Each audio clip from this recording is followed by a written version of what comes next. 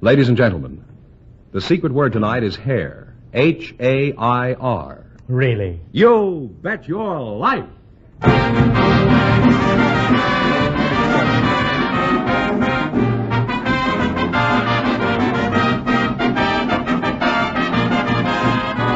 The more than 3,000 DeSoto Plymouth dealers of America present Groucho Marx in You Bet Your Life, the comedy quiz series produced and transcribed from Hollywood.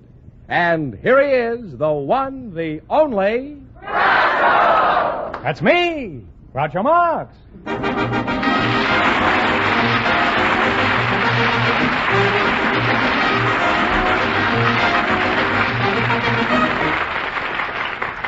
Thank you. Well, here I am again with $1,000 for one of our couples. Fenneman, who's first to try for it? Well, a bachelor and a spinster, Groucho, selected by our studio audience just before we went on the air. And here they are, Miss Florence Fairbank and Mr. Max Willens. Come over here and meet Groucho Marx. Well, let's see this. Bachelor and a spinster, eh? Miss Florence Fairbank, eh? A mighty fine-looking woman, Florence. And Max Willens, that's you, I presume, eh? Welcome, youngsters, for the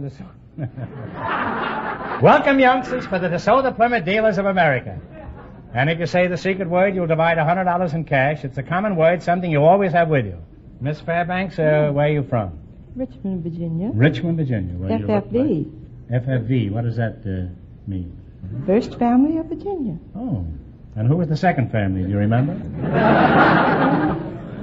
Now, what sort of work do you do, Miss Fairbanks? I'm a hostess. I'll call you Florence, huh? Oh, yes, do. I'm a hostess. You're a hostess? Yes. Where? In one of your exclusive tea rooms. Oh.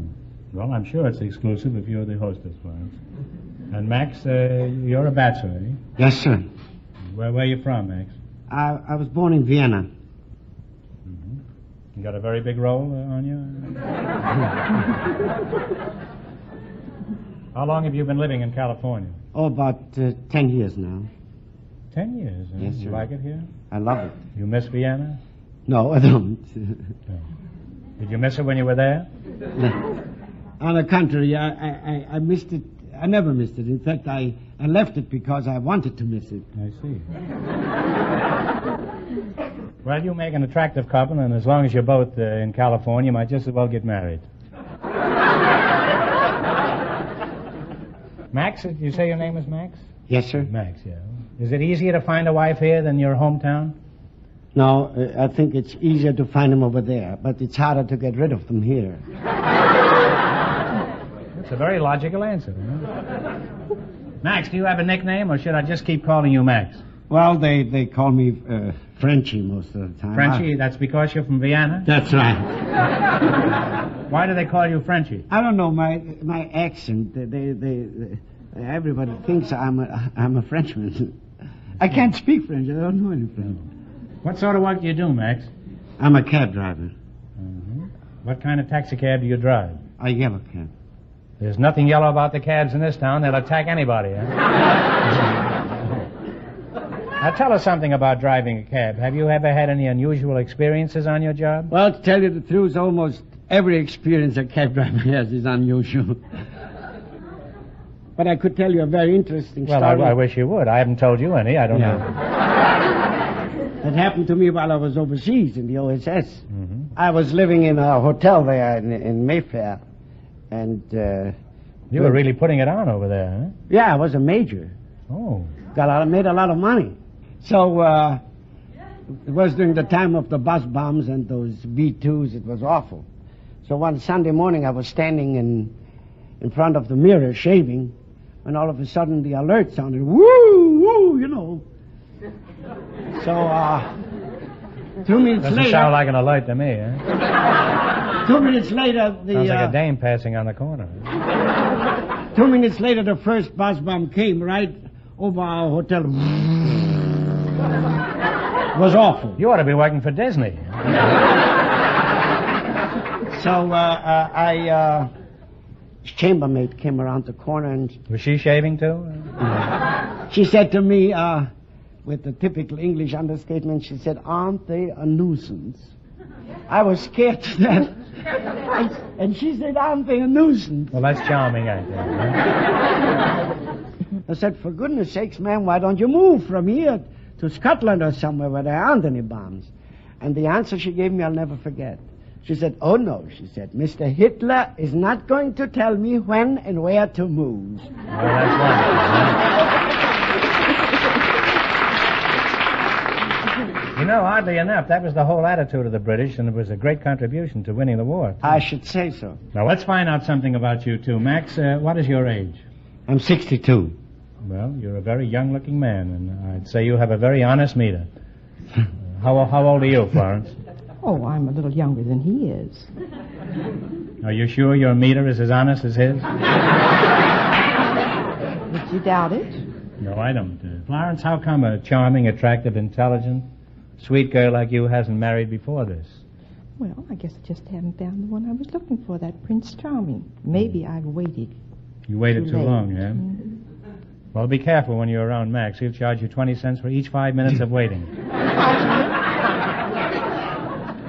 Max, why haven't you married? Well, tell you the truth, I could only... That's what we're looking for, huh? I could only marry a woman that I... That's what we all marry. I could only marry a girl that I respect. And a girl that would marry me, I couldn't respect.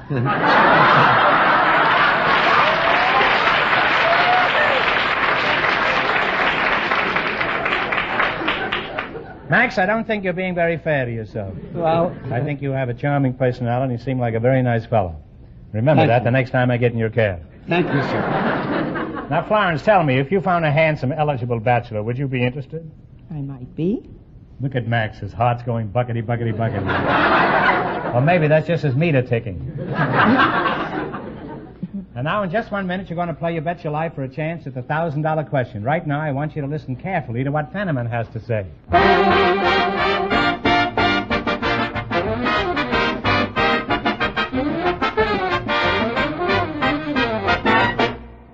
Throughout the country, you'll find that the DeSoto Plymouth dealers are well thought of in the communities in which they're located. They have gained the respect of their neighbors and business acquaintances by the way they run their DeSoto Plymouth dealerships. They have the old-fashioned idea of how a customer should be treated, with courtesy, fairly and squarely.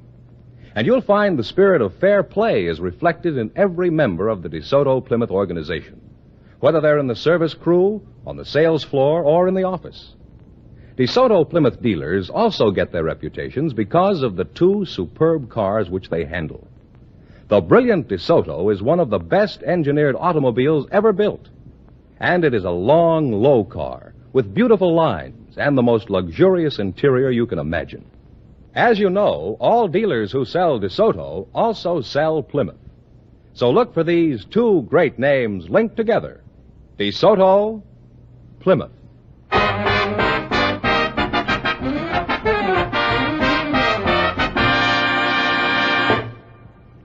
All right, here we go. Now, let's see if you two will get a chance at the $1,000. Fenneman, explain the rules. Well, you bet as much of your $20 as you want on each of 4 questions. And the couple that earns the most money gets a chance at the $1,000 DeSoto Plymouth question later on in the show. Here we go. Let's see how high I can build you $20. You selected composers of operas. Here's your first question. How much of the 20 will you bet? Talk right up, kids. Into the microphone. $10. $10. Okay. Who composed Tristan and Isolde? Tristan and Isolde, Richard Wagner. Wagner is right, huh? And they're off to a great start. They have $30. How we ever did that and played shortstop for Pittsburgh at the same time is beyond me. How much have they got now? $30. $30. Remember, you're going for $1,000 tonight. Now, how much of the $30 will you bet on your second question? 25. All right. Who composed Madame Butterfly? Giacomo Puccini. Puccini is right.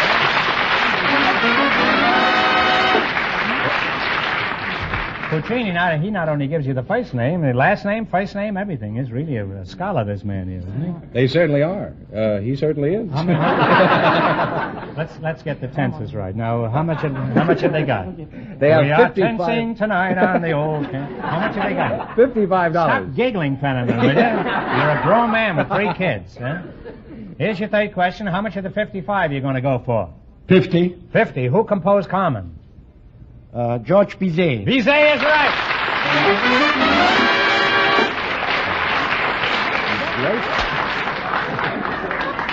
And he was really busy when he wrote that, too. Huh? Oh, they're climbing now. How much have they got? $105. $105. Who's your last chance to beat the other couples? How much will you bet? No.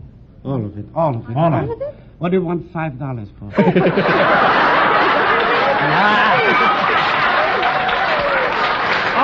All of it. All right, you ready? Yeah, I better make it easy. $105? Yeah. Here we go. Who composed Rigoletto? Giuseppe Verdi. Verdi is right.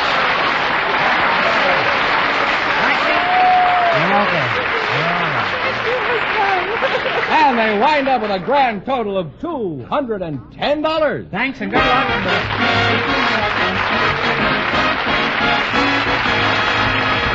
Thanks and good luck from the DeSoto Plymouth dealers.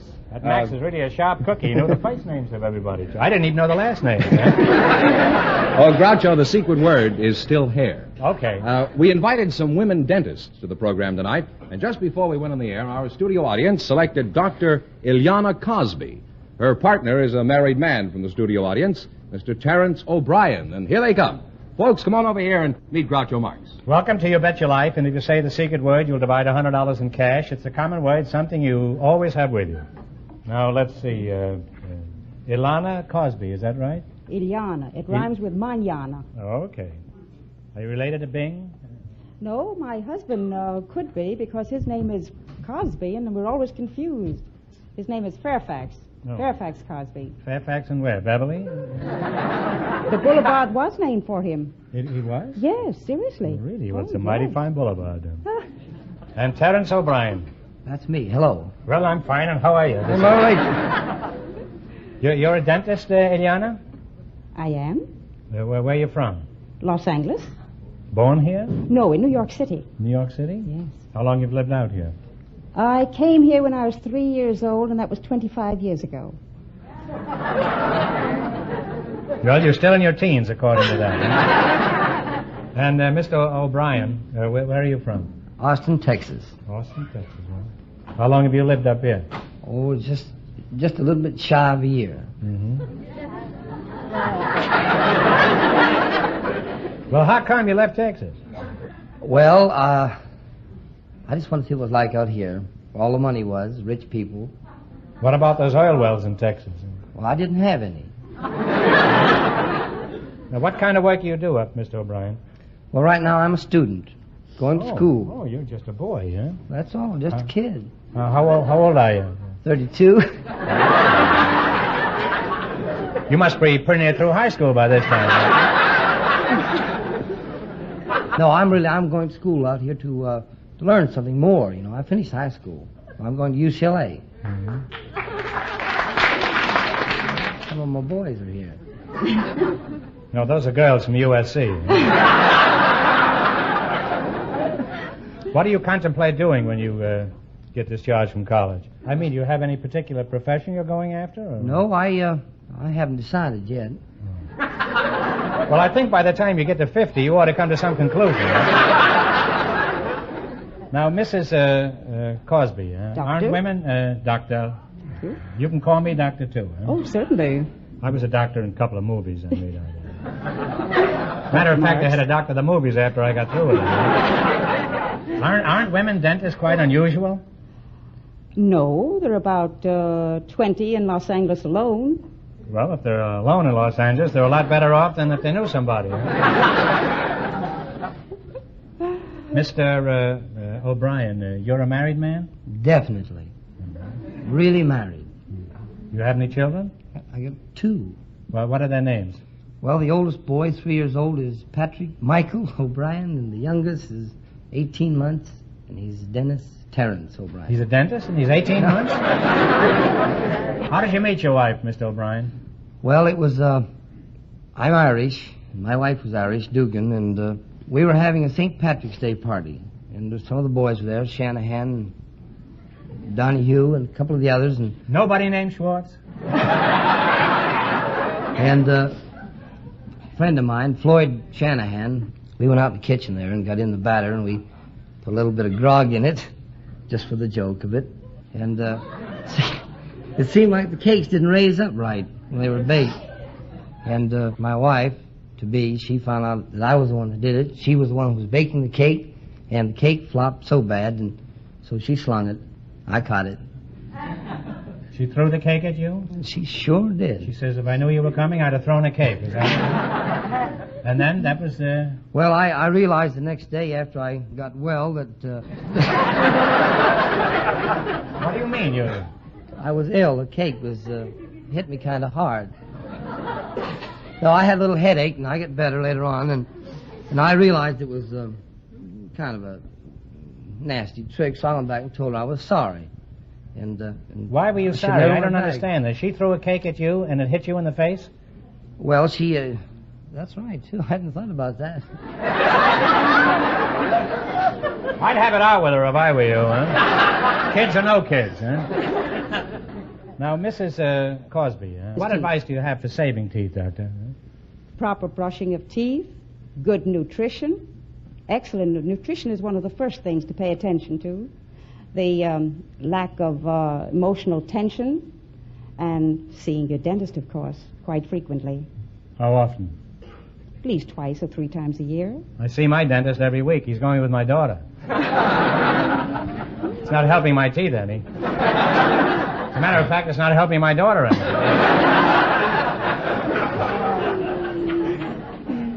Well, it's been wonderful having you both here, and my thanks to both of you. And now we're going to proceed with our little game. Eh? Now, let's see how you make out in the race with $1,000. You've got to work together as a team and run your $20 into more than our other couples. I can't tell you how much our first couple won, but Fenneman's going to remind our listeners. The Bachelor and the Spinster won $210. Here we go. Let's see how high I can build you $20. You selected complete the names. Here's your first question. How much of the 20 will you try? 10? 10. What king was known as the Lionheart? Richard. Richard is right. And we're on the way, Groucho. They have $30. Pat, it's quite evident that your education hasn't been neglected. Remember, you're going for $1,000. How much of the $30 will you bet on your second question? 15 or 20? 20. Shoot it. 20? What Western outlaw was known as the Kid? Billy. Billy the Kid is right. Now they have $50. Here's your third question. How much of the 50 are you going to try? 40. What was the name of the Norseman who discovered Greenland? He was known as the Red. Eric. Eric the Red is right. That's money now, Groucho. They now have $90. You got $90. Here's your last chance to beat the other couples. How much of the 90 are you going to go for? 80. Talk up, kids. We'll shoot it all. Shoot it all. Shoot it. All right, you're going to shoot it all. What gal who kicked the gong around was known as the Moocher? Minnie. Minnie the Moocher. And they wind up with a grand total of $180. Thanks and good luck from the DeSoto Plymouth dealers.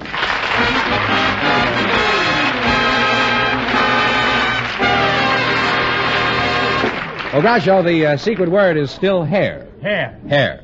We invited some deputy sheriffs to the program tonight, and just before we went on the air, our studio audience selected Audrey Lair. Her partner is a symphony conductor, Professor Peter Meremblum. And here they come. Folks, come on in here and meet Groucho Marx. Welcome for the DeSoto Plymouth dealers, and if you say the secret word, you'll divide $100 instantly. It's a common word, something you always have with you. Miss Audrey Lair. Yes, sir. That's you, huh? And a symphony conductor and a deputy sheriff. I'm a deputy sheriff. You're a deputy? Yes. Where are you from, Audrey? From San Francisco. Professor Peter Meremblum. Are you any relation to Lovenblum?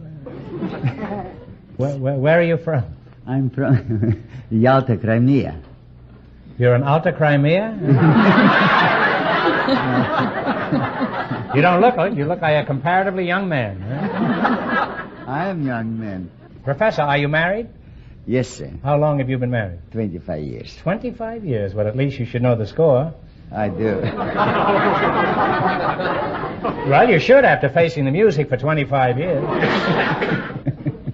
Would I be amiss, Audrey, if I asked you how old you are?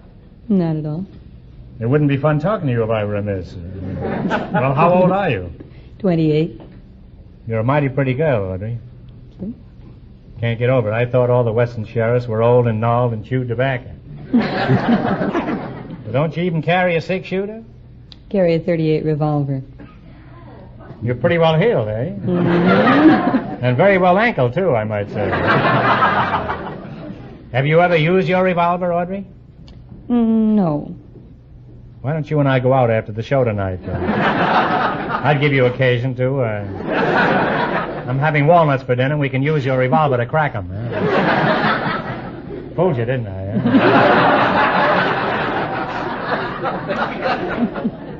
You thought I went off half-cocked there, didn't you? Now, Sheriff, what do you do in your job? Do you ride a horse and catch bank robbers? No, it's the supervision and protection of the female inmates in the county jail. Oh, well, if they're behind the bars, what do they need protection for? From themselves, from each other. Sometimes we get some pretty wild ones. Well, while you're about it, could you save me a wild one?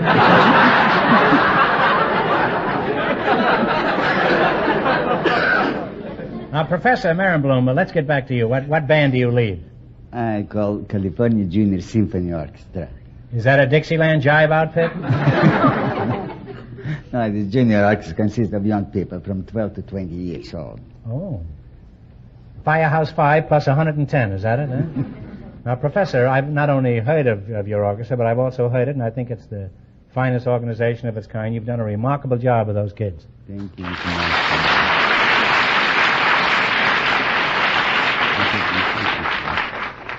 Do you have a professional name like Hot Lips Merenbloom? Sometimes they call me Pied Piper of Hollywood. The Pied Piper? You mean all these kids are little rats?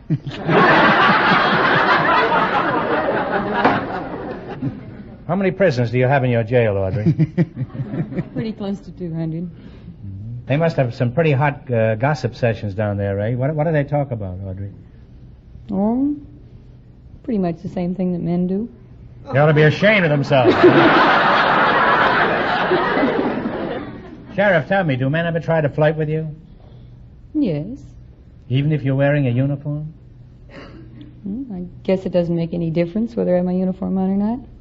Oh, I think it would make some difference. I recommend that you at least... Well, thanks to you two, I know all about music, and someday we must get together and sing the prisoner song. Now you're going to play You Bet Your Life. You beat our other two couples, and you'll get a chance at the $1,000 DeSoto Plymouth question. I can't tell you how much our other couples won, but Fenneman's off stage to remind our listeners. The bachelor and the spinster are still ahead with their $210. Here we go. Let's see how high I can build you $20. You selected uses of money. Here's your first question. How much will you bet? 10.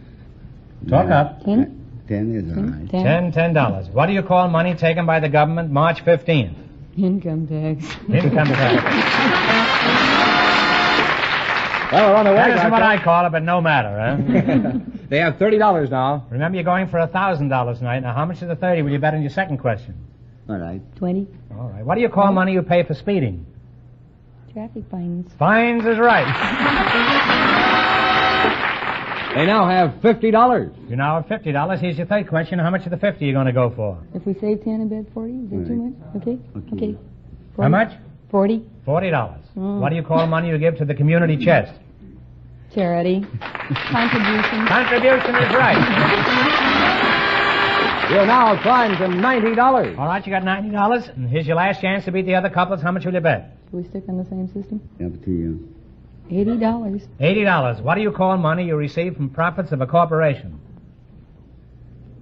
Assets. Now, think carefully. wait a One minute. answer between you now. Profits received from a corporation. What do you call it? Well, it's net profit. No. No, First one. I'm sorry. It's dividends. The dividend. So we went back You down were to $10. flirting around with it, Audrey. I but, didn't flirt enough.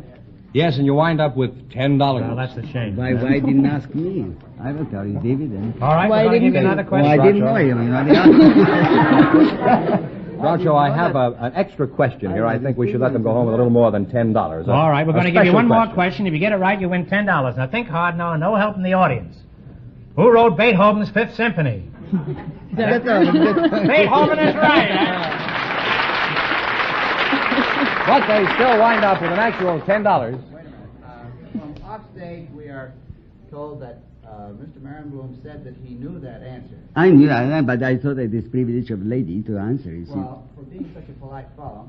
Well, I lost so much money in stock market, I know it's different. No, here we go. All right, now wait a minute. Now, what do you want, Professor? Do you want the question again about Beethoven, or do you... That I know. All right, you're going to leave your bet the same. $80? Here we go. What do you call money you pay when you're kidnapped? Can I answer? Yes. Ransom. Ransom? Ransom is right. And they wind up with a grand total of $170. And that means the bachelor and the spinster with $210 get the chance at the DeSoto Plymouth Big Question.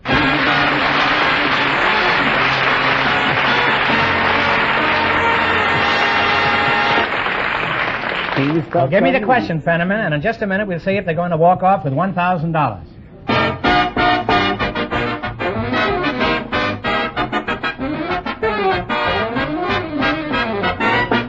If your car doesn't operate smoothly and efficiently day after day, well, you need the kind of service that DeSoto Plymouth dealers pride themselves on being able to give.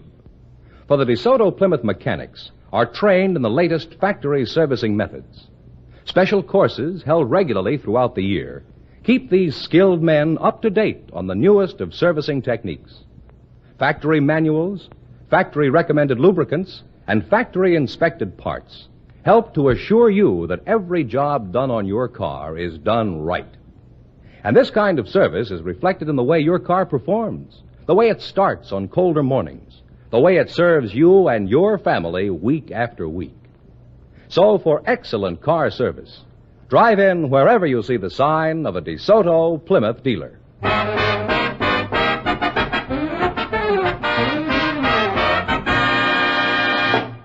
See you later, Audrey. And here's the bachelor and the spinster, our winning couple. It was the last thing I ever did. All ready for the DeSoto Plymouth $1,000 question. All right, here we go for $1,000. I'll give you 15 seconds to decide on a single answer between you, so think carefully and please, no help from the audience. Here it is. When Abraham Lincoln was assassinated, he was watching a play in Ford's Theater. For $1,000, what was the name of that play?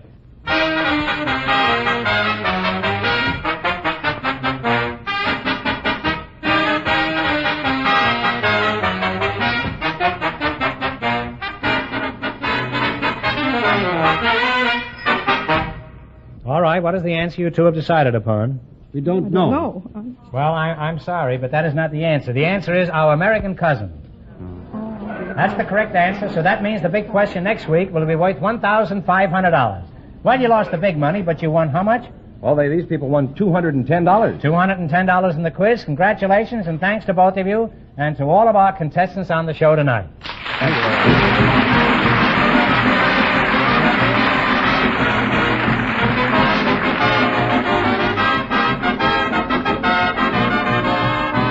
Be sure to tune in again next Wednesday night at this time for the Groucho Marx Show, when the big question will be worth $1,500. And don't miss Groucho's television show, also presented by the DeSoto Plymouth Dealers of America. And remember, all dealers who sell DeSoto also sell Plymouth. Two great cars, both products of the Chrysler Corporation. And when you drive in, tell them Groucho sent you. Good night, folks, and remember, just be sure to see your DeSoto Plymouth dealer.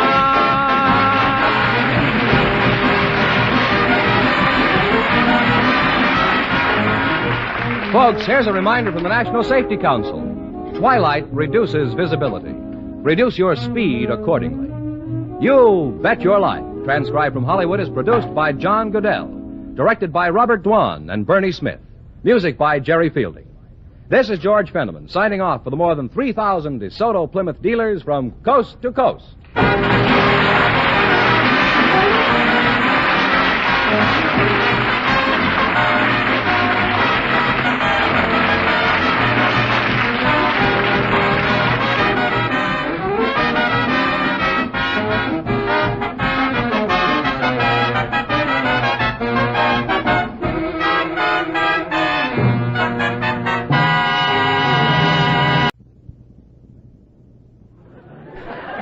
Ladies and gentlemen, the secret word tonight is room. R-O-O-M. Really? You bet your life.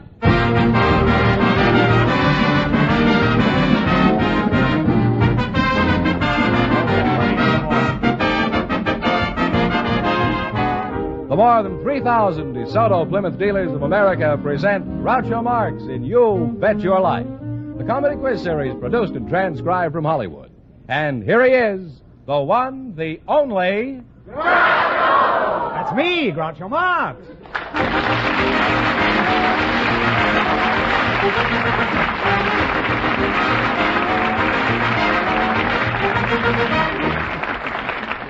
Well, here I am again with $1,500 for one of our couples. Fenneman, who's first to try for it? Well, a greeting card writer and a man who sells gadgets, Groucho. They were selected by our studio audience just before we came on the air, and here they are now. Mrs. Helen Ferries and Don L. Davis. I'd like you folks to meet Groucho Marx right over here. Welcome for the DeSoto Plymouth dealers, and if you say the secret word, you'll divide $100 in cash.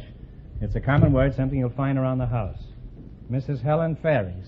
Faries, isn't it? Ferries. And you're Mr. Davis, I presume. Huh? Yes, sir. Mr. You sell gadgets? Yes, sir, I do. Don, is that your name? Yes, sir, Don. I'll call you Mr. Davis, huh? Okay. You can call me Don. Okay. Mrs. Helen Ferris, you're a greeting card writer, is that right? Yes, sir. Well, I've only one thing to say to you. Greetings.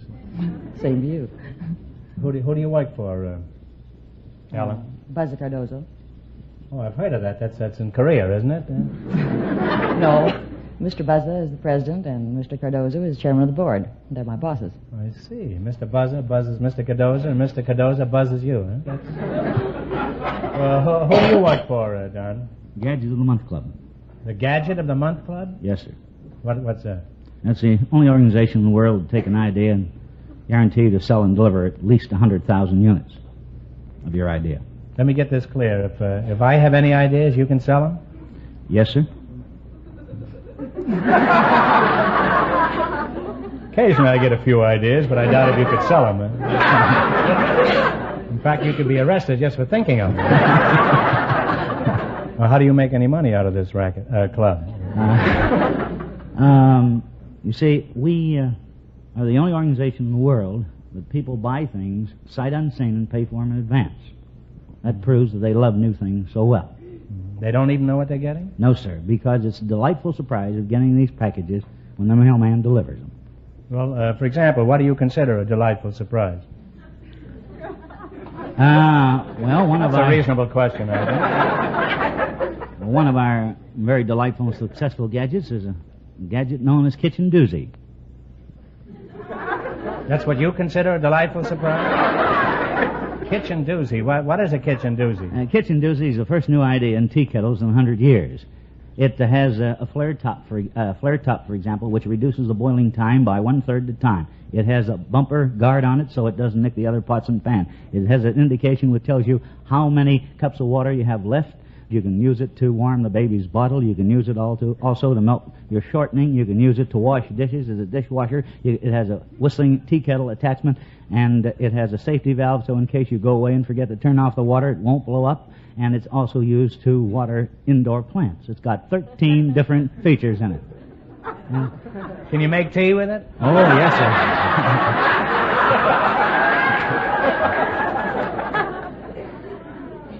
What are some of your other gadgets? Here's one, for example, called the Scotch Rubber Heel, which permits Scotchmen... I used to know one. Which permits a man never to have his shoes run down because a disc revolves as you turn corners, so you never wear out the corner of your shoe. You must lead a pretty complicated life, don't you? Well, let's talk about your job, Mrs. Ferris. How many greeting cards do you write in a year? Oh, about 100 to 200 a week. 200 a week? Yes, sir. How long does it take you to write one of these deathless gems? Well, that depends. Sometimes about 3 minutes, and sometimes as long as 15. What qualifications are necessary to be a greeting card writer? Well, I think the main thing is to be able to rhyme. After all, most of them You have to be able to rhyme? Mm-hmm.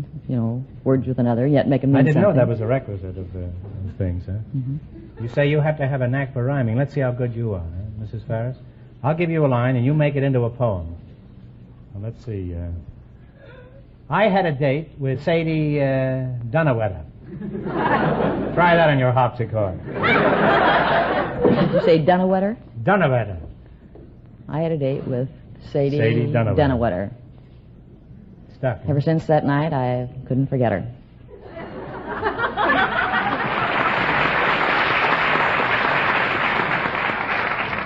You don't know the phone number of Sadie Dunawetter, do you? Now, what seasonal cards are you writing now? Valentine's Day, 1952. 52? Yes, sir. What happened to 51? We're all through. Why did you skip a year? We don't. We work a year and a half in advance. Oh, you're all through with 51, eh? Yes, sir.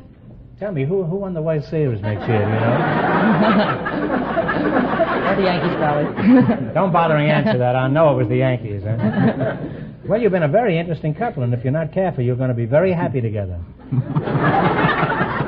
Now, in just 1 minute, you're going to play You Bet Your Life for a chance at $1,500. But right now, I want you to listen carefully to Mr. Fenneman.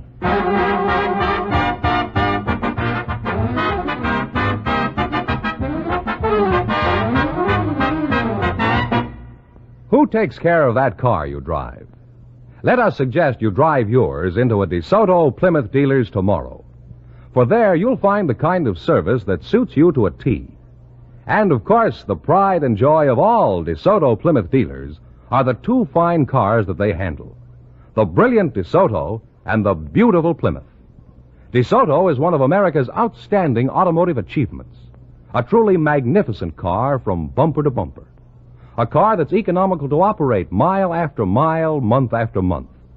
A car that's a joy to drive because of its built-in comfort and great safety. And, of course, because you drive without shifting. And as for value, you'll be amazed how far your dollars go today when you buy a brand new DeSoto. And remember, all dealers who sell DeSoto also sell Plymouth, the American beauty. So tomorrow, come on in where you'll see those two great names linked together. DeSoto, Plymouth.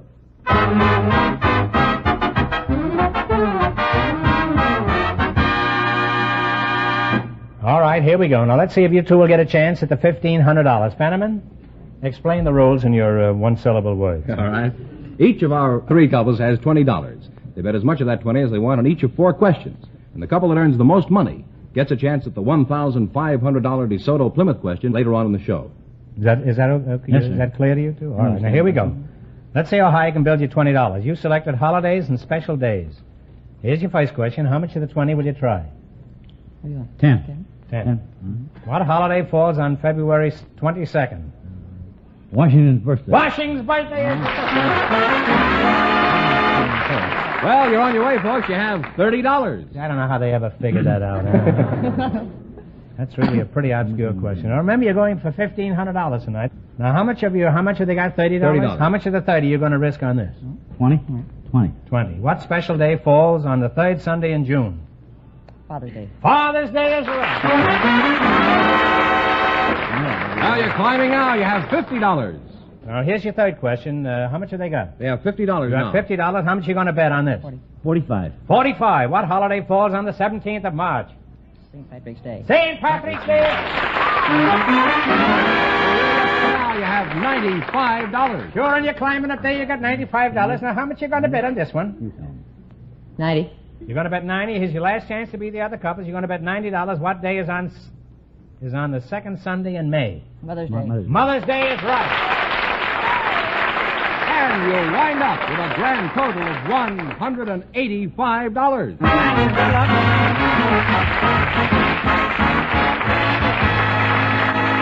Thanks and good luck from the DeSoto Plymouth dealers. Groucho, the secret word is still room. I know that, George. Just before we went on the air, we selected a housewife from the studio audience, Mrs. Jean Dickman. Her partner is Mr. Willie DeMond, who is a hosiery designer, and here they are. Folks, come on in here and meet Groucho Marx. Welcome to You Bet Your Life. And if you say the secret word, you'll divide $100 in cash. It's a common word, something you always find around the house, usually or frequently. You're a hosiery designer, eh? Well, this ought to be fun, eh? Mrs. Jean Dickerman, you're a housewife? That's right. Where are you from, Jean? Los Angeles, originally Long Beach. What does your husband do? He sells automobile parts. Parts? Mm-hmm. Mm-hmm. How'd you meet him? Well, I met him in an icebox. You met him in an icebox? Yes, I really did. I was. Were you always cool to him, or just that particular time? I was demonstrating cheese, and I happened to. And he was on exhibition? No, he was a butcher, the owner's son, and he was helping out in the meat department. Wait a minute, wait. Not so fast there. I kept my extra supplies in the butcher's icebox at this market because it was handy to where I was demonstrating. So? Well, while I was in the icebox getting fresh supplies, he came in looking for a leg of lamb. That's his stuff. And was that what you were sporting in those days? No. Well, I guess he was surprised to see me in there anyway. He slammed the door, so, huh? and it jammed. The fellow's looking for a leg of lamb and encounters you, huh? Well, we were locked in the icebox together, and we were in there for an awfully long time, so we got pretty well acquainted, and he tried to keep me warm, but finally someone came and let us out. And so he made a date with me for the next night when we had to go fought back out. in the icebox? No. Now, where do you go on your honeymoon? Did you go to Alaska or someplace like that? No. North Pole? No. Well, who do you work for, Mr. DeMond? Well, I'm associated with Sanson Hosier Mills, manufacturer of picturesque stockings, but I have my own mill, and I'm better known as Willie's of Hollywood. Well, I know a lot of people in Hollywood who have the Willies, huh? What do you do in your job, Willie? Well, I have to create stockings and look for the unusual things in hosiery.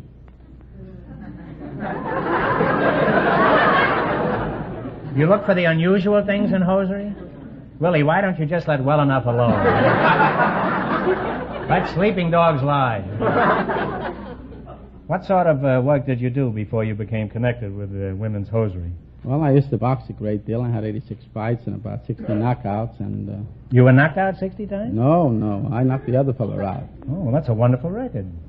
You made a silk stocking out of a cauliflower ear, in other words. Now, what was your biggest fight? Well, I never did have my biggest fight. I was scheduled to fight in Madison Square Garden. I was quite a young boy, and my mother objected to my boxing. She thought it wasn't the right thing for me to do. And well, would that have stopped you, I mean? Well, they wouldn't let me go on unless I got a note from my mother to let me fight. I was under 18 years of age at that time. Imagine a guy in the ring with a note from his mother. He says, don't hit me. Look what the old lady says here. The other fellow picks it up and starts reading, and he knocks him out.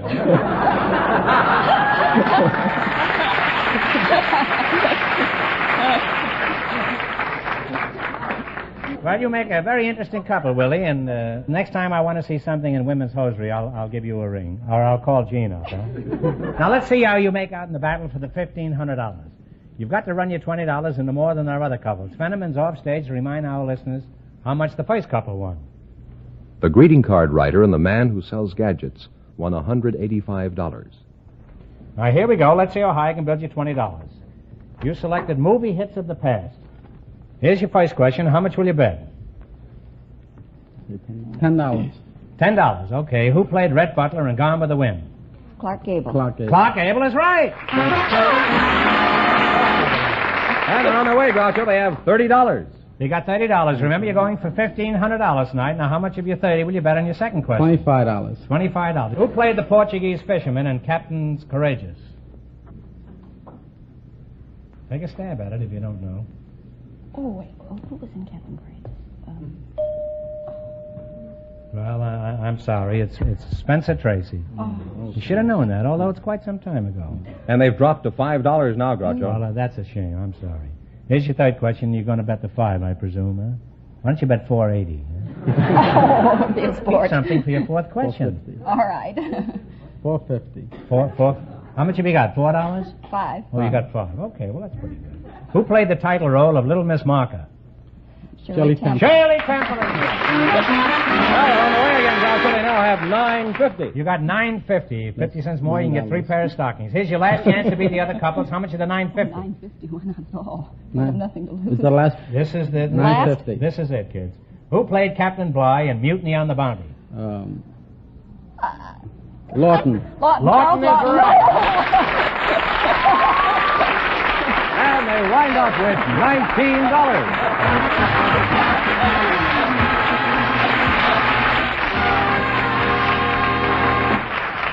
Thanks and good luck from the DeSoto Plymouth dealer. Thank you very much. Groucho, the secret word is still room. We asked if there were any high school students here tonight, and just before we went on the air, our studio audience selected Sandra Bazrod and Phil Lamar. And here they are, folks. Come on in here and meet Groucho Marx. Sandra Bazrod and Phil Lamar. Welcome, youngsters, to the DeSoto Plymouth dealers. And if you say the secret word, you'll divide $100 between you. It's a common word, something you'll find around the house. 16. 16. Yes. You're a big boy for 16. That's a good age for a high school boy, I think, 16. Certainly better than 41 or something. Well, what is your age, Sandra? 17. 17. That's a good age for a girl, whether she's in high school or not. Well, where do you live, Phil? In Los Angeles. Mm-hmm. Well, where are you from originally? Los Angeles. A world traveler. Where are you from, Sandra? Well, I'm from Pittsburgh, but I was born in Cleveland.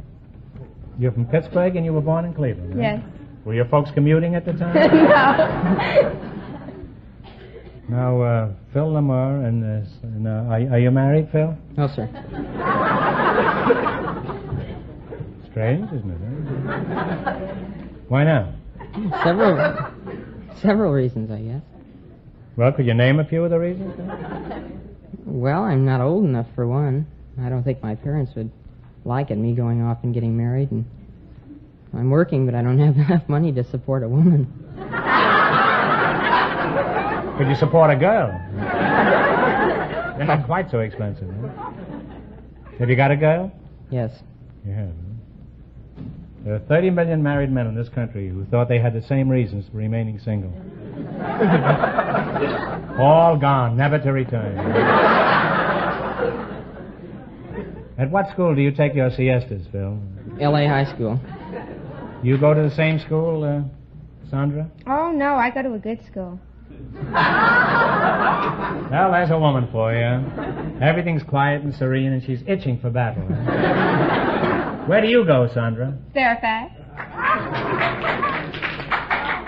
Why do you think your school is better than L.A. High? Well, 'Cause Ricardo Montalban graduated from Fairfax. He did? Yes. Then there's no question which is better. Ridiculous to even discuss it. Now, how do modern schools operate, Sandra? For example, give us a brief outline of an average day.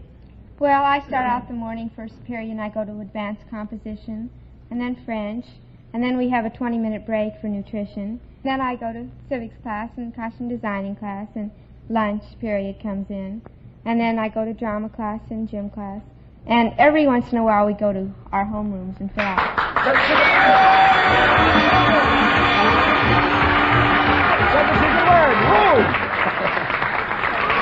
The secret word, room, and you and Phil here will split $100 between you. Huh?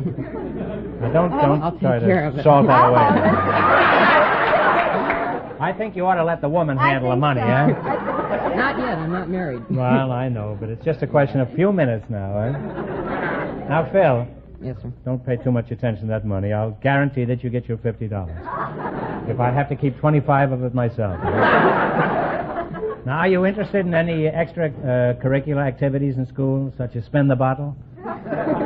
Yes, I'm going out for cross country at L.A. You mean you run from here to New York? You're not the super chief, are you? What is your special interest in school, Sandra? Well, dramatics, I think. Dramatics. Yes. I thought every high school student was dramatic, especially when they're explaining their report card to their parents. Now, Mom, I'd have had a good, but the teacher just doesn't like me, that's all. Well, what do you learn in your drama class? Oh, we learn diction and stage terminology and Like pointers what? about... What kind of stage terminology? Oh. I used to be of the theater myself. Well, Well, you learn diction? How do they teach that? we do exercises. You mean like cross-country running? No, we Let's hear one of your exercises. Go ahead. Well, we have one that goes, I have to laugh to see the cough, go up the path 1.5 miles to take a bath. Now, isn't that pretty silly? How do you expect to learn to be an actor saying that? Well, that's to practice the Italian A. Oh, the Italian A, Yeah. huh? Well, you know, that's kind of out of style now in this country. We don't say bath and cough anymore in America. No, well, see, the play we're doing has a lot of English dialect to it. Have you been in any plays at yours? Pretty classy stuff, huh? The fellow was in vaudeville, huh? Oh, vaudeville, I forgot. Have you been in any plays at your school? This school happens to be in Boston. Have you been in any place? Well, yes, I'm in the play now that we're doing. You're in a play now? Yes. What is the name of this turkey? This opus. It's called Peg of My Heart. Peg of My Heart, huh? Right here, she hasn't got a leg to stand on. Well, Phil, what is your ambition after you graduate from school? I would like to be a comedian.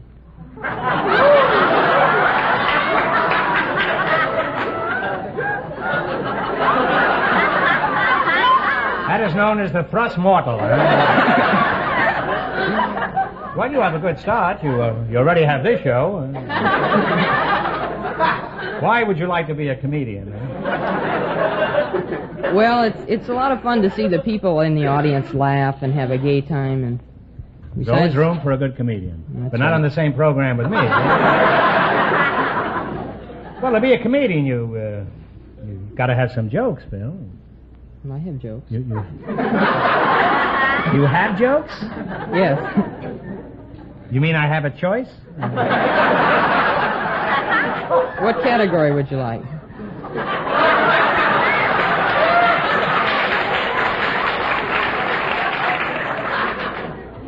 Boy, am I glad I got that annuity, huh?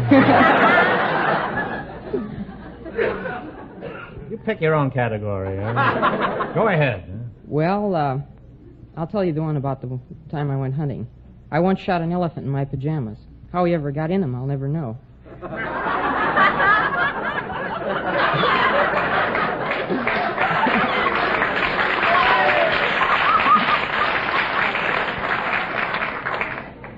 That's a good joke, all right. Is that your own joke? No. It's one of yours.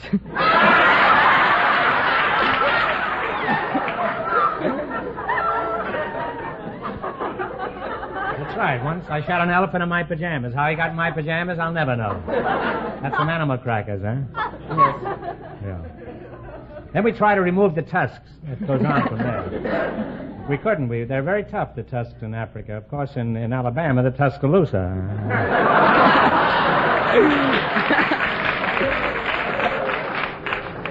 I will now be sued by Kaufman and Riskin. Well, I've learned a lot from you two kids here tonight, and certainly more than I ever learned in school. And now you're going to play You Bet Your Life. You beat our other two couples, you'll get a chance at the $1,500 DeSoto Plymouth question. Can't tell you how much our other couples won, but Fenneman is off stage to remind our listeners. The greeting card writer and the man who sells gadgets are still ahead with $185. Here we go. Let's see how high I can build you $20. Now, you selected slogans. Here's your first question. How much of the 20 will you try? 10. 10? Right. You don't consult with Phil here at all, huh? Well, I'm... Let's get together. 10's okay. That's fine.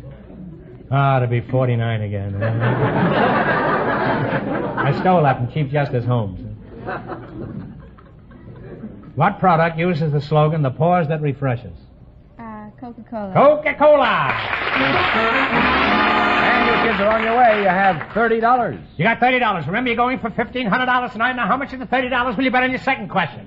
Don't think I can't make it exciting, huh? We've decided on 25. You've decided on 20. Well, what product uses the slogan, the candy with a hole in the middle? I know. Lifesavers. Lifesavers! You're only climbing. You have $55. $55, and here's your third question. How much of the 55? 50. What product uses the slogan, when it rains, it pours? Morton Salt. Morton Salt. Well, way up there now. They have $105. $105. Here's your last chance to be the other couples. How much will you bet? All of it, I guess. All of it? That's the time to gamble when you're 17 and 16. What product uses the slogan, the beer that made Milwaukee famous? Schlitz. Schlitz is excellent.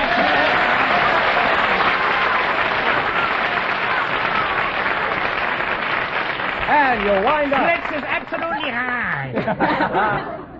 They do wind up with $210. That means that they get the chance with their $210. They get the chance at the DeSoto Plymouth Big Question.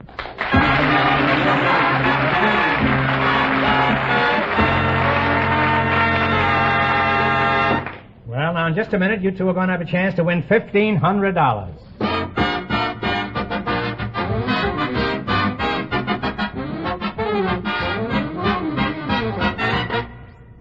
Friends, what makes it possible for a car owner to get really expert service at a DeSoto Plymouth dealers? Well, for one thing, the training their service mechanics get. Training in the latest factory methods. Not just when they first go to work for a DeSoto Plymouth dealer, but constant training to keep them up on the new service and maintenance methods that are constantly coming out of the factory. Also, DeSoto Plymouth servicemen work with factory-engineered and inspected Mopar parts. And they have a large stock of these parts on hand. In addition, they have speedy access to a nationwide system of parts depots. All these things are important to you as a car owner. And there's no better time than now for you to take advantage of the better care your car gets when you drive in where you see the sign of a DeSoto Plymouth dealer.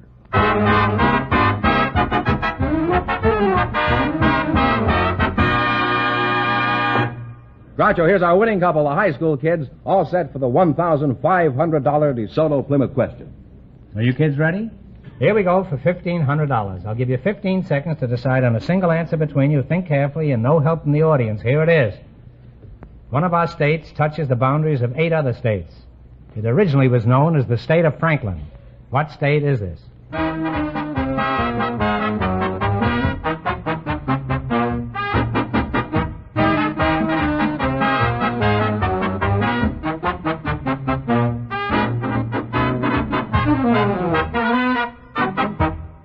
Pennsylvania.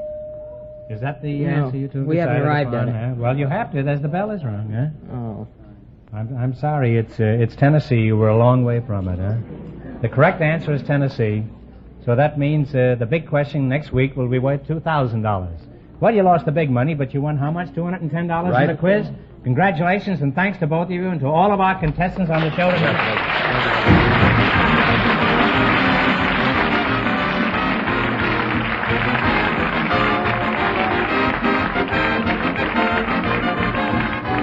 Be sure to tune in again next Wednesday night at this time for the Groucho Marx Show, when the big question will be worth $2,000. And don't miss Groucho's television show, also presented by the DeSoto Plymouth Dealers of America. And remember, all dealers who sell DeSoto also sell Plymouth. 2 great cars, both products of the Chrysler Corporation. And when you drive in, tell them Groucho sent you. Good night, folks, and remember, just be sure to see your DeSoto Plymouth dealer.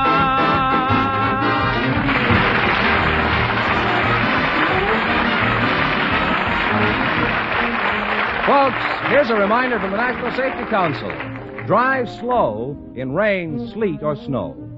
You Bet Your Life, transcribed from Hollywood, is produced by John Goodell, directed by Robert Dwan and Bernie Smith. Music by Jerry Fielding. This is George Fenneman signing off for the more than 3,000 DeSoto Plymouth dealers from coast to coast.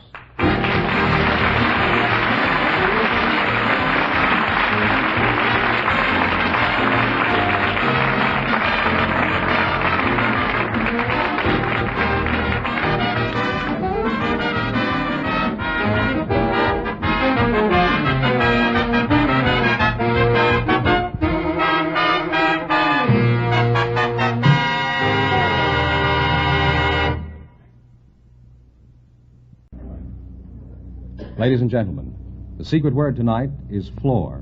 F-L-O-O-R. Really? You Bet Your Life.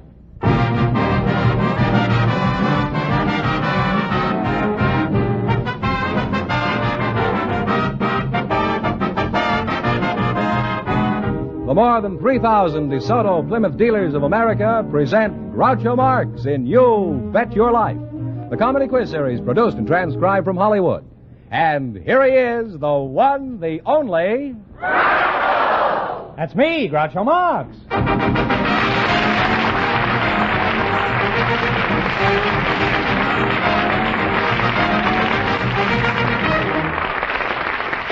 Well, here I am again with $2,000 for one of our couples. Fenneman, who's first to try for it? Well, a male girl and a truck driver, Groucho. They were selected by our studio audience just before we went on the air. And their names are Diane Strumwasser and John Ryan. Folks, Meet Groucho Marx. Welcome for the DeSoto Plymouth dealers, and if you say the secret word, you'll divide $100 in cash. It's a common word, something you see every day. Diana Strumwasser and John Ryan. Where are you from, Diane? Los Angeles. Los Angeles? Born Downtown here? Los Angeles. Huh? Downtown Los Angeles. Downtown. Well, that's the outskirts, huh? And, John, you're wearing outskirts. No. John Ryan, you're the truck driver? Well, that's a good name for a truck driver. Where are you from, John? I'm from the Columbine State. Where? Columbine State, Columbine Colorado. State. Are you married? No. Why not? Gosh, we never stay in one place long enough to really meet anyone, to know them well enough to get married. What about you, Diane? Are you married? No, sir. Would you like to be? Yes, of course. May I ask one question? Yes. Why? Have you a nickname, Diane? Yes, I do. What is it? Stromboli. Stromboli? I must order that the next time I go to an Italian restaurant. Why Stromboli, Diane? Well, that's what my section head, Papa Bull, calls me. I beg your pardon? That's what my section head, Papa Bull, calls me. That's what your section head, Papa Bull, calls? You'll have to break that down, every word of it. I don't understand. Well, what is a section head and what is a Papa Bull? Well, you see, I work at Prudential. Prudential, the insurance company? Yes, uh-huh. See? And we have section heads, and one of them, his name is Bart Van Oostendorf. So we call him Papa Bull. Why? That's a good What question. has Van Oostendorf got to do with Papa Bull, huh? Really nothing. Nothing, huh? How old are you, Stromboli? 22. And you, John? I'm 28. Well, you're the right age for each other. Where do you work? Prudential Life Insurance What do you want me to Company? call you, Diane or Stromboli? Diane will be Diane. fine. You work for the Prudential Life Insurance Company? Well, what is your policy with men my age?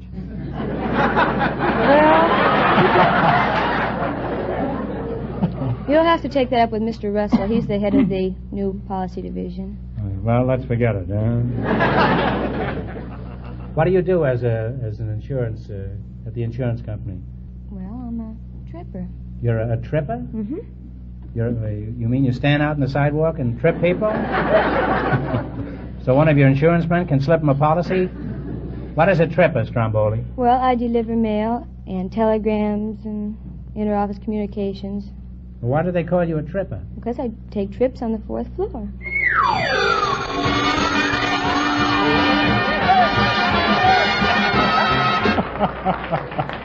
Well, Diane, you said the secret word, and you and John split $100 between you. Thank you. Isn't that nice? Aren't you glad you're a tripper now? Huh? John, who do you work for? I'm at the Red Ball Transfer and Storage Company. Oh, the Red Ball Express, oh, the Red Ball Express. What do you haul in your truck, John? We haul furniture. And where do you drive your truck? We drive just anywhere. Anywhere? Anywhere. Have you ever driven it to Honolulu? You better be more specific. Well, As a matter of fact, Honolulu's in the Pacific.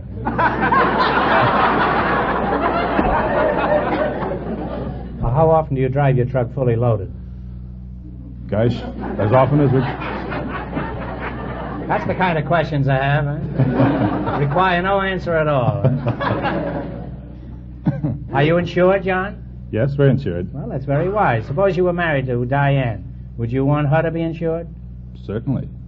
How much insurance do you think a man ought to have on his wife? $4,000 or $5,000. How much insurance do you have on your truck? Gee, overall we have about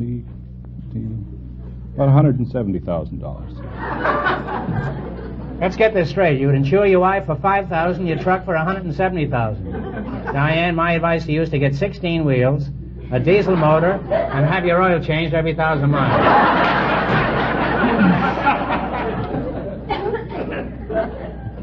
Well, you make a very cute couple, and if I ever want to send a message, I'll hire John's truck. Now, in just a minute, you're going to play You Bet Your Life for a chance at the $2,000. Right now, I want you to listen carefully to what Fenneman has to say.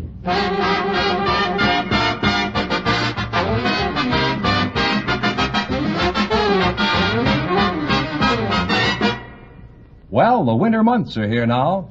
You should have gotten your car ready for whatever the weather has in store for us. It's very important to have that family car of yours starting quickly and running smoothly these days. This is why so many motorists have already driven into a DeSoto Plymouth dealers. Others come in primarily because of the two great cars which DeSoto Plymouth dealers are so proud to handle. The magnificent DeSoto is a big car with big car advantages, yet it handles like a dream. Stops on a dime thanks to those big, big brakes. Gives more miles per gallon than you ever thought possible from a large, power-packed car.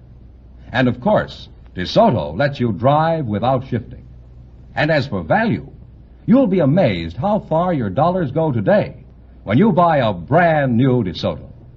Remember, too, all dealers who sell DeSoto also sell Plymouth, a car that you'll want to compare.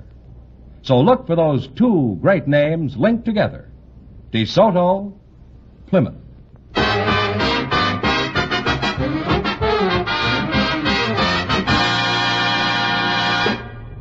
Now, let's see if you two will get a chance at the $2,000. Fenneman, explain the rules. All right. Rules with your customary charm. Each of our three couples has $20. You bet as much of that $20 as they want on each of 4 questions. And the couple that earns the most money gets a chance at the big question at the end of the show. Big question tonight is worth $2,000. Here we go. Let's see how high I can build you $20. You selected Name the Song. Here's your first question. How much will you bet? $10? Yeah, betting? Yes, $10. Is that all right, John? Fine. $10 Okay. is fine. Here we go. Oh, give me a home where the buffalo roam and the deer and the antelope play. Home on the range. Home on the range is right. And you're on your way. You have $30. Even I knew the answer to that. All right, remember you're going for $2,000 tonight. Now, how much you're going to bet? How much of the 30? Shall we bet 20? Okay. How dear to my heart are the scenes of my childhood. With fond recollections, present them to view. The old oaken bucket. The old oaken bucket is right.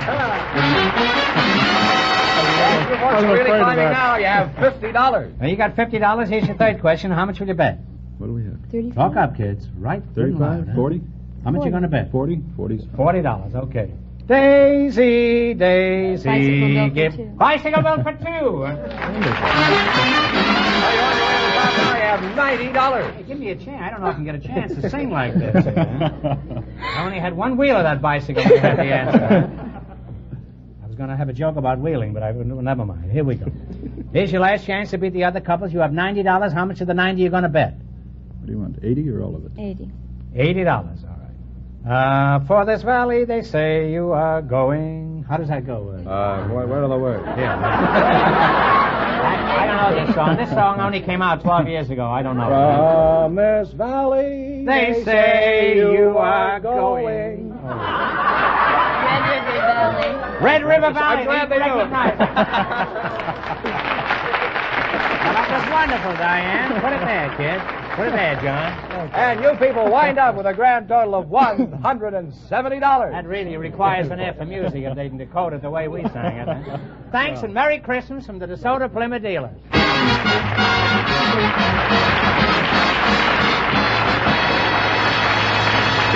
Well, Groucho, the secret word is still floor. Just before we went on the air, our studio audience selected a door-to-door salesman. This is Mr. Frank Santos over here. And his partner is a housewife from the studio audience, Mrs. Peggy Marshall. Folks, like you to meet Groucho Marx.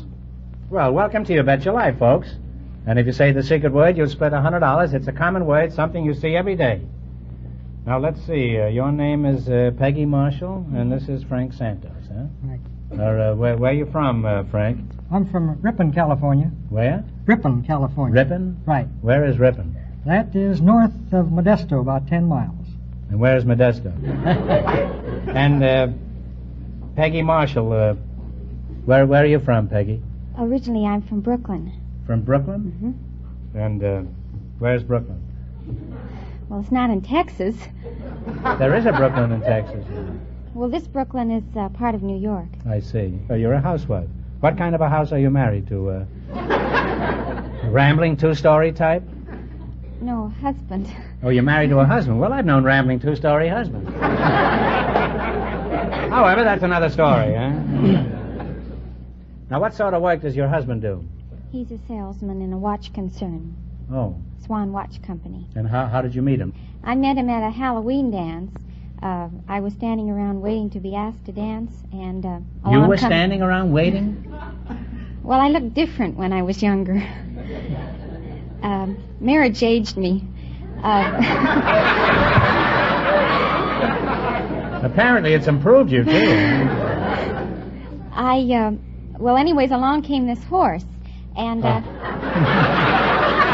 Along came this horse? Yes, well, it was a Halloween dance. Oh, I see. Well, they usually have a horse at a Halloween dance. And he asked you for a dance? Yes. And I was a little confused because I never danced with a horse before.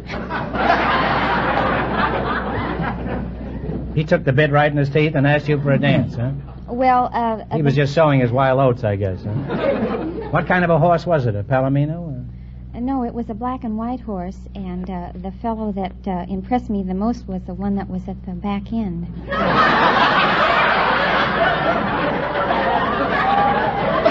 Well, there were two I see. He'll never forgive me for this.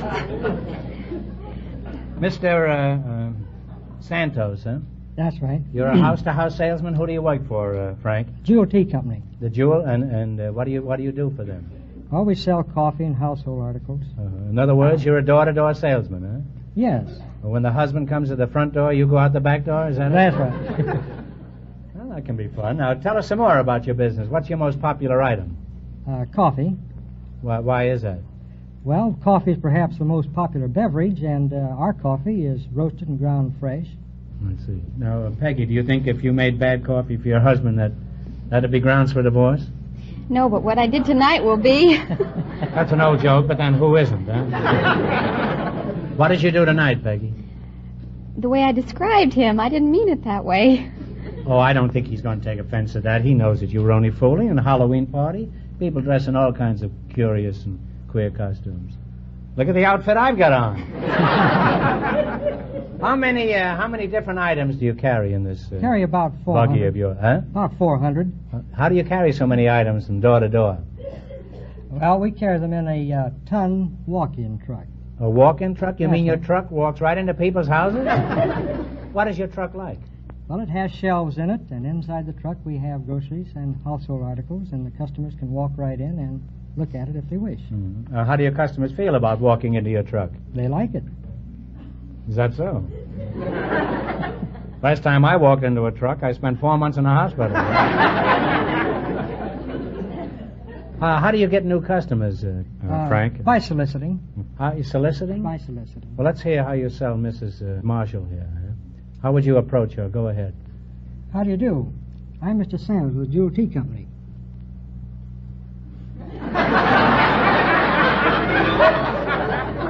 Certainly left her cold. Can you tell a good prospect from the outside of the house, Frank? Yes, I can. Well, if you're going by a house and you see in the backyard, you see on the line perhaps a long nightgown, you could imagine that some old maid lived there.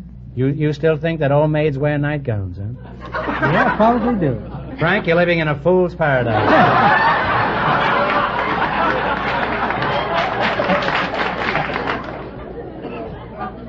Now, if you went by Peggy's house, could you tell her age by the kind of pajamas on her clothesline? Oh, it'd probably come close. Not if her husband's home. Peggy, do you agree with him? Could he tell your age by your pajamas? No, Why not? I don't wear pajamas. Well, that's a pretty raw statement. How did we ever get into this conversation? A minute ago, we were discussing coffee.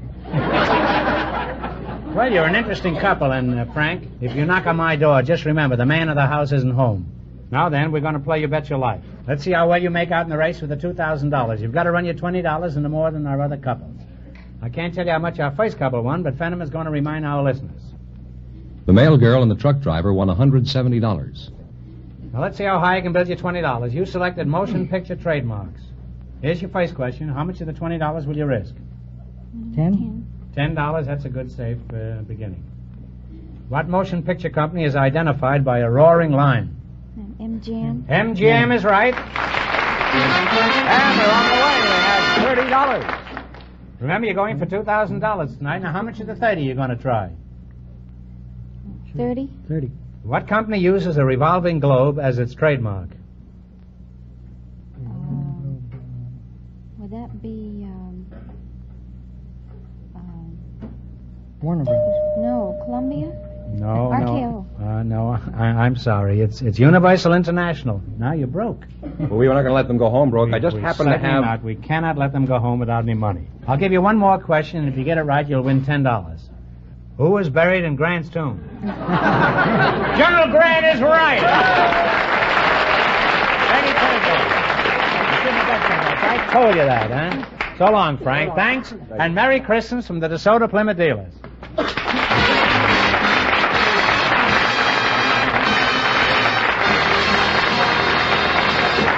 Groucho, the secret word is still floor.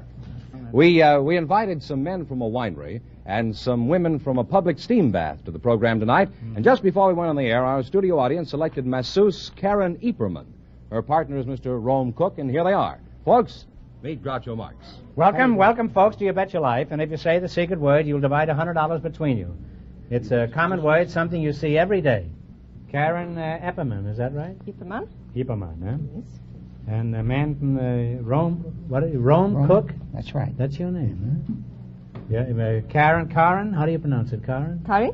Karen, what kind of a name is that? It is from his Swedish name. I see. You're a masseuse, is that right? Yes, I am. Where are you from? Akron, Ohio? No. I thought all masseuses came from Akron, Ohio. Now, you must ask me why. Go ahead. Why are masseuse from Akron, Ohio? Because that's the rubber capital of America.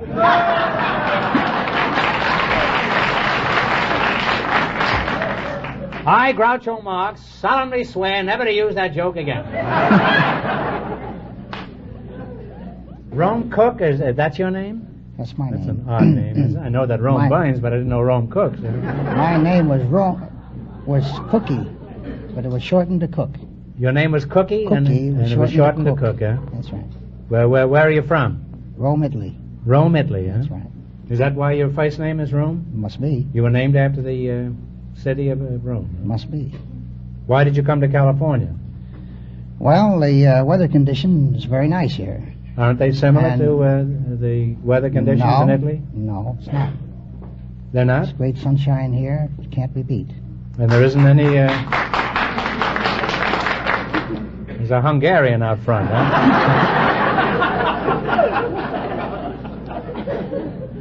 Now, as a masseuse, what do you do, Karen? I give massage in a steam bath and... Sounds like ticklish work. Huh? How's business at your steam bath? Oh, we are pretty busy now. Mm-hmm. Got your hands full, huh? Oh, yes, sure. Well, let's go back to Rome. All roads lead to Rome, don't they, Cookie? Let's see, you work for a winery? Gallo Wine Company. The Gallo? Gallo Wines. Gallo Wines. Do they make just Gallos? Do they make quarts and pints too, or just Gallos? Yes. Are you married, Cookie? Yeah, I am. You have any little grapes at home? Yes, 4. 4? Uh-huh. Well, it's quite a bunch, huh? You must be married to a clinging vine. Now, Rome, do you drink wine yourself? I do. Very much? Well, 3 glasses a day, ever since I can remember. How long can you remember after 3 glasses?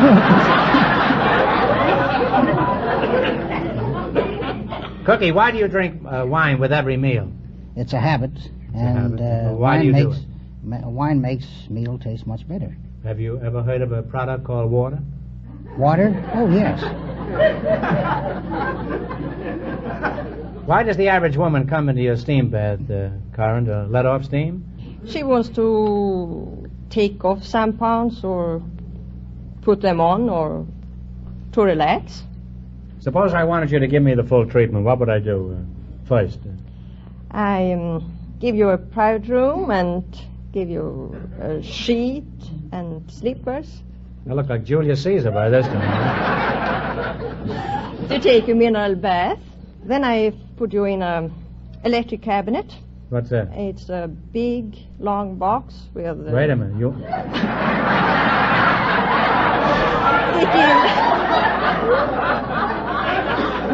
You want to put me in a long box? Yes, but it I've is already long. got the sheet. Huh? I may look like I'm ready for a box, but if you don't mind, I'll wait a while. And I'm not ready for all that heat either. I'll be there soon enough. How long do I stay in this mortuary? Huh? You stay about 10, 15 minutes on one side, and then you turn over on the other side and 10, 15 minutes. Wait a minute. No basting? 15 minutes on each side? Yes. All right, my body is being roasted. I'm soaking in mineral oil, and I wish I was home. What's next? Then I put you on a big marble table. That's logical. I've got the sheet on. I'm in a pine box, and I'm on a marble slab. By this time, I'm in great shape. Huh? Now, why the marble slab? I had to brush you with salt with a big brush and try to get the old, just as an old floor, rub hard.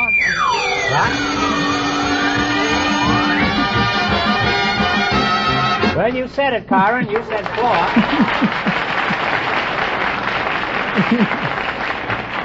Karen, you said floor, and you and Mr. Cookie over here split $100 between you. Wonderful. Well, you've both been very interesting, but I still don't know whether to spend my time at Karen's steam bath or at Cookie's winery. Karen, why should I want one of your steam massages? You feel wonderful, relaxed after a massage. Good, that settles it. If I want to be relaxed, I'll see Karen. And if I want to be stiff, I'll see Rome Cookie over there. I now pronounce you wine, woman, and song. Now you're going to play You Bet Your Life. You beat our other two couples, and you'll get a chance at the $2,000 DeSoto Plymouth question. I can't tell you how much our other couples won, but Fenneman's off stage to remind our listeners. The mail girl and the truck driver are still ahead with $170. Here we go. Let's see how high I can build you $20. You selected major cities of the world. Here's your first question. How much will you bet? 10.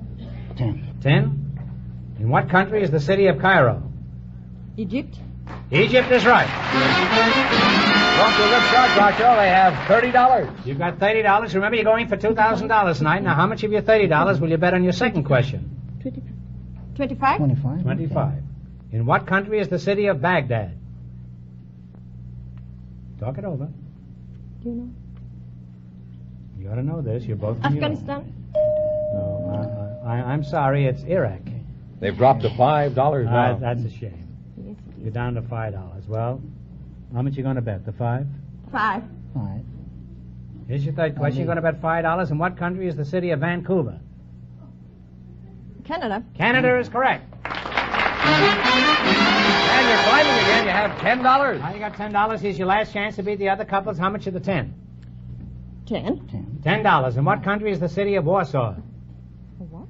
Warsaw. W-A-R-S-A-W. Russia.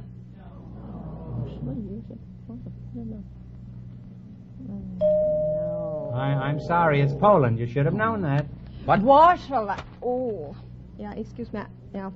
You didn't like my pronunciation? No, I didn't like it. I didn't care much for myself. Well, now, let's give him another question. Sure. Huh? They were confused. Give him another question. No, it was Okay. In what country is the city of Buenos Aires? Argentina. Argentina is right. That's right. And they wind up with a grand total of $20. You wind up with a grand total of $20. And that means the mail girl and the truck driver, with $170, get the chance at the DeSoto Plymouth $2,000 question. Well, give me the question, and in just a minute they'll have a chance to win $2,000.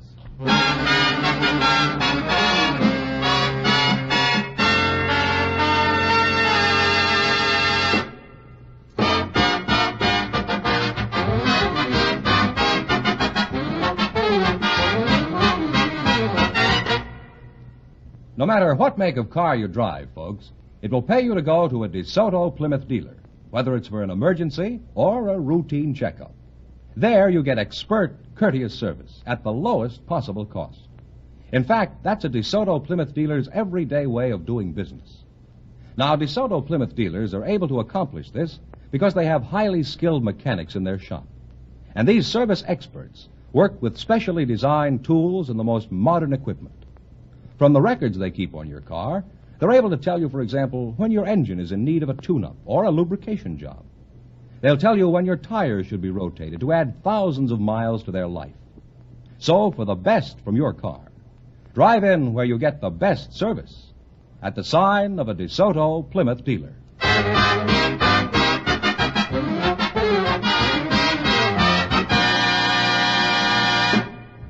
And here's the winning couple, Groucho, the mail girl and the truck driver, all set for the DeSoto Plymouth $2,000 question. All right, here we go for $2,000. I'll give you 15 seconds to decide on a single answer between you, so think carefully. And please, no help from the audience. Here we go. Kansas farmers still plow up pieces of ancient Spanish armor. Who was the Spanish commander who led his forces up through the Middle West and claimed it for Spain in 1540?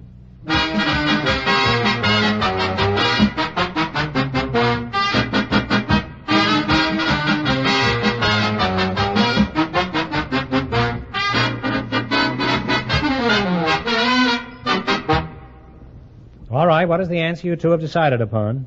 Cortez. Oh, I'm sorry. It's Francisco Coronado. That's the correct answer. So that means the big question next week will be worth $2,500. Well, you lost the big money, but you won how much? They won $170 in the quiz. $170 in the quiz, and you won $100 in the secret word. That's $270. Congratulations, and thanks to both of you. Thank you.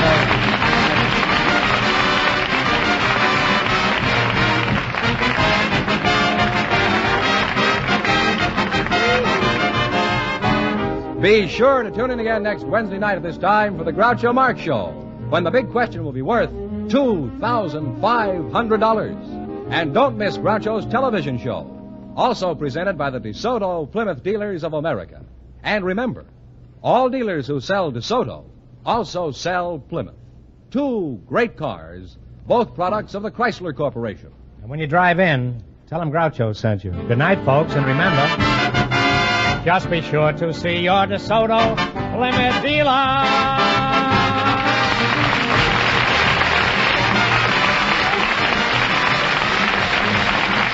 Folks, here's a reminder from the National Safety Council.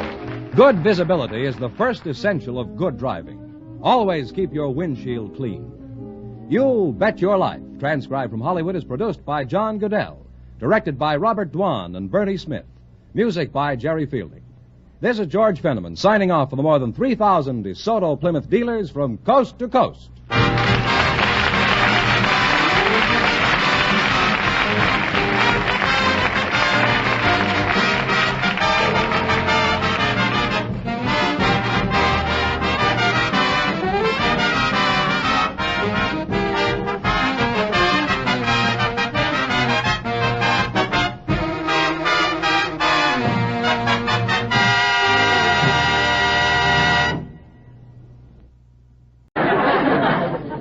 I said, for goodness sakes, man, why don't you move from here to Scotland or somewhere where there aren't any bombs?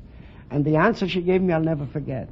She said, oh no, she said, Mr. Hitler is not going to tell me when and where to move. Oh, that's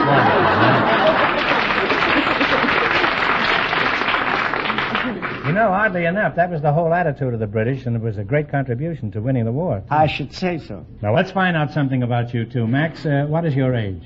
I'm 62. Well, you're a very young-looking man, and I'd say you have a very honest meter. How old are you, Florence? Oh, I'm a little younger than he is. Are you sure your meter is as honest as his? Would you doubt it? No, I don't. Florence, how come a charming, attractive, intelligent, sweet girl like you hasn't married before this? Well, I guess I just haven't found the one I was looking for, that Prince Charming. Maybe I've waited. You waited too late. long, yeah? Mm-hmm. Well, be careful when you're around Max. He'll charge you 20 cents for each 5 minutes of waiting. Max, why haven't you married? Well, tell you the truth, I could only... That's what we're looking for, huh? I could only marry a woman that I... That's what we all marry. I could only marry a girl that I respect. And a girl that would marry me, I couldn't respect.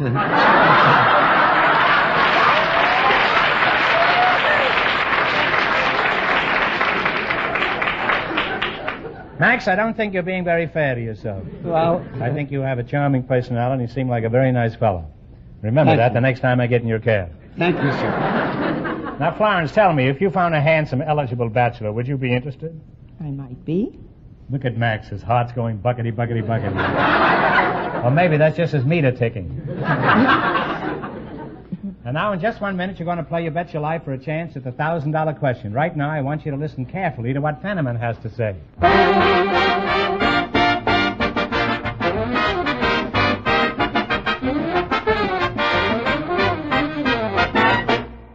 Throughout the country, you'll find that the DeSoto Plymouth dealers are well thought of in the communities in which they're located. They have gained the respect of their neighbors and business acquaintances by the way they run their DeSoto Plymouth dealers. I wanted to miss it. I see. Well, you make an attractive couple, and as long as you're both in California, you might just as well get married. Max, did you say your name was Max? Yes, sir. Max, yeah. Is it easier to find a wife here than your hometown? No, I think it's easier to find them over there, but it's harder to get rid of them here. That's a very logical answer. Huh? Max, do you have a nickname, or should I just keep calling you Max? Well, they call me Frenchie most of the time. Frenchie? That's because you're from Vienna? That's right. Why do they call you Frenchie? I don't know, my accent. Everybody thinks I'm a Frenchman. I can't speak French. I don't know any French. What sort of work do you do, Max? I'm a cab driver. Mm-hmm. What kind of taxi cab do you drive? A yellow cab. There's nothing yellow about the cabs in this town. They'll attack anybody. Huh? Now, tell us something about driving a cab. Have you ever had any unusual experiences on your job? Well, to tell you the truth, almost every experience a cab driver has is unusual. But I could tell you a very interesting story. Well, I wish you would. I haven't told you any. I don't know. That happened to me while I was overseas in the OSS. Mm-hmm. I was living in a hotel there in Mayfair.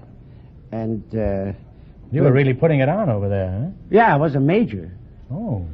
Made a lot of money.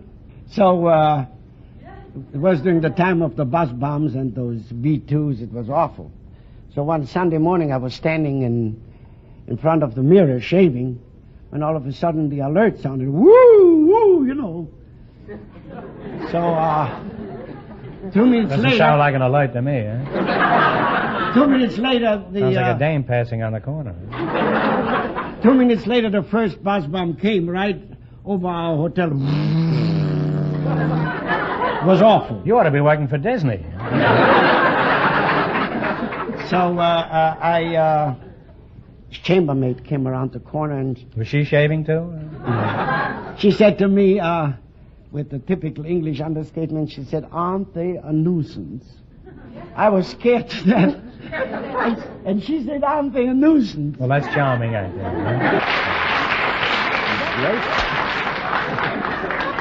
Huh? And he was really busy when he wrote that, too. Huh? Oh, they're climbing now. How much have they got? $105. $105. Who's your last chance to beat the other couples? How much will you bet? No. All of it. All of it. All of it? What do you want $5 for?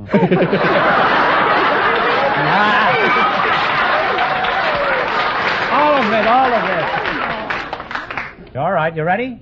Yeah, I better make it easy. $105? Yeah. Here we go. Who composed Rigoletto? Giuseppe Verdi. Verdi is right.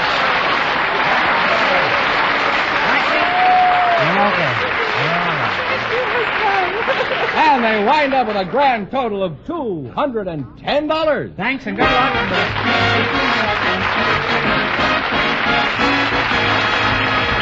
Thanks and good luck from the DeSoto Plymouth dealers. That Max is really a sharp cookie. He knew the place names of everybody. I didn't even know the last name. Oh, Groucho, the secret word is still hair. Okay.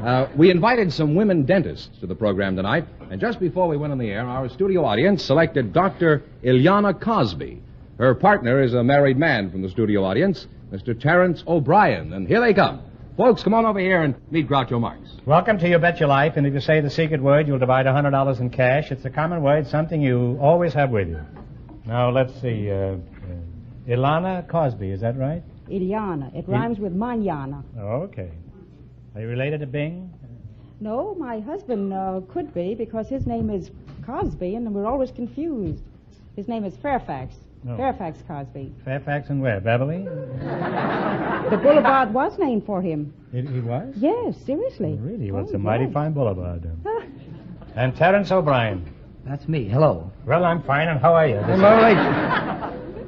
You're a dentist, Eliana? I am. Where are you from? Los Angeles? Born here? No, in New York City. New York City? Yes. How long you've lived out here? I came here when I was 3 years old, and that was 25 years ago. Well, you're still in your teens, according to that. And Mr. O'Brien, where are you from? Austin, Texas. Austin, Texas. Well, how long have you lived up here? Oh, just...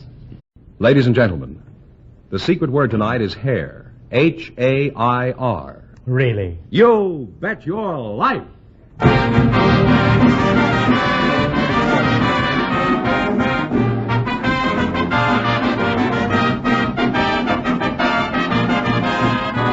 The more than 3,000 DeSoto Plymouth dealers of America present Groucho Marx in You Bet Your Life, the comedy quiz series produced and transcribed from Hollywood. And here he is, the one, the only... Groucho! That's me, Groucho Marx.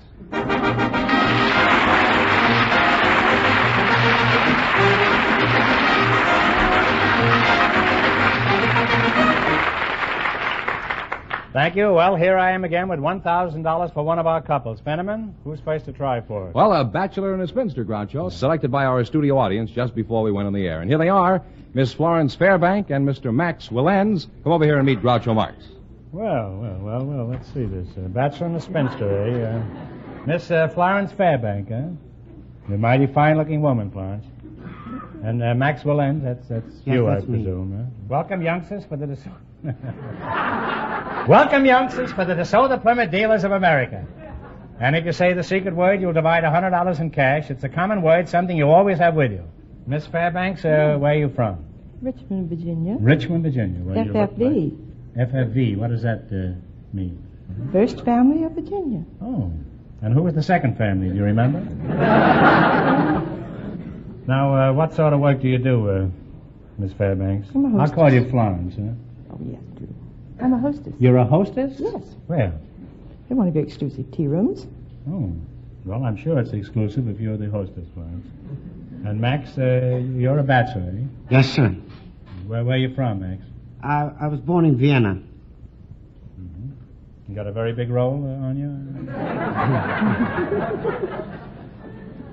How long have you been living in California? Oh, about 10 years now. 10 years, eh? Yes, sir. You like it here? I love it. You miss Vienna? No, I don't. Did you miss it when you were there? On the contrary, I missed it. I never missed it. In fact, I left it because I... They have the old-fashioned idea of how a customer should be treated, with courtesy, fairly and squarely. And you'll find the spirit of fair play is reflected in every member of the DeSoto Plymouth organization, whether they're in the service crew, on the sales floor, or in the office. DeSoto Plymouth dealers also get their reputations because of the two superb cars which they handle. The brilliant DeSoto is one of the best engineered automobiles ever built. And it is a long, low car with beautiful lines and the most luxurious interior you can imagine. As you know, all dealers who sell DeSoto also sell Plymouth. So look for these two great names linked together. DeSoto, Plymouth.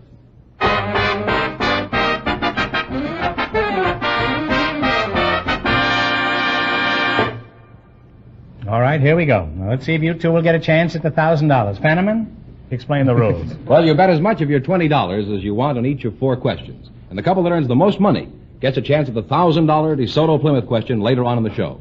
Here we go. Let's see how high I can build you $20. You selected composers of operas. Here's your first question. How much of the 20 will you bet?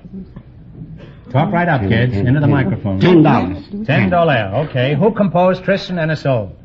Tristan and Isolde, Richard Wagner. Wagner is right, huh? And they're off to a great start. They have $30. How we ever did that and played shortstop for Pittsburgh at the same time is beyond me. How much have they got now? $30. $30. Remember, you're going for $1,000 tonight. Now, how much of the $30 would you bet on your second question? 25. All right. Who composed Madame Butterfly? Giacomo Puccini. Puccini is right.